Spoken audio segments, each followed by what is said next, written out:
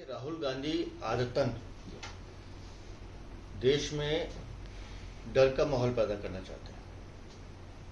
जिस तरह का बयान उन्होंने अनुसूचित समाज, जनजाति और आदिवासी समाज के आरक्षण को लेकर दिया है, मैं राहुल गांधी को चुनौती देता हूं कि बाबा साहब अंबेडकर के आरक्षण को वो छू कर दिखाएं।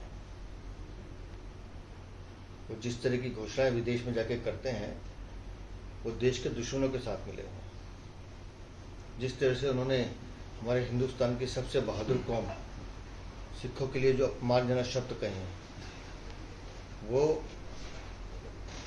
कोई भी भारतीय सिख बर्दाश्त नहीं करेगा। वो पिछड़ों को गाली देते हैं, प्रधानमंत्री को गाली देते हैं। क्यों? क्योंकि प्रधानमंत्री पिछड़े वर्ग से आते हैं।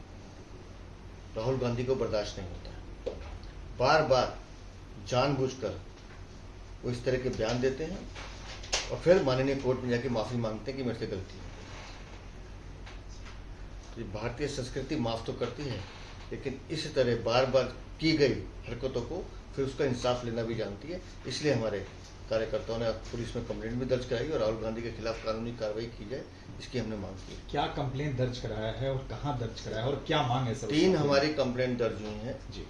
राहुल गांधी ने जिस तरह से सिखों को लेकर धार्मिक भावनाएं आहत करने की बात की है और आदिवासी समाज और अनुसूचित समाज के आरक्षण को लेकर जो उन्होंने बयान किया है, उस तरह से हमारे तीनों जो हमारे प्रकोष्ठ हैं, सिख प्रकोष्ठ, अनुसूचित जाति और आदिवासी जनजाति प्रकोष्ठ, इन्होंने अलग अलग थानों में राहुल गांधी के खिलाफ शिकायत दी है और कानून के तहत जो धाराएं लग सकती हैं उसका हवाला देते हुए उनके खिलाफ कानूनी कार्रवाई की मांग की। अगले सवाल, क्या आने वाले समय में जिस तरीके से कांग्रेस इस मामले को लेकर सड़कों पे उतरी प्रदर्शन, कांग्रेस अपने उस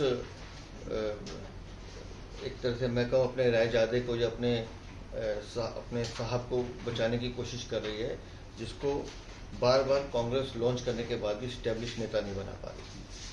कांग्रेस के नेताओं को ये समझना पड़ा होगा, पर समझना ही चाहिए कि राहुल गांधी वो प्रोडक्ट हैं जो बार बार लॉन्च करने के बाद भी फेल हो रहे हैं। और राहुल गांधी का जो स्वभाव है उसमें गंभीरता की कमी है, उनको देश की समझ नहीं है और जिस तरह का बचकाना बयान देते हैं वो उनके और देश के हित में नहीं है।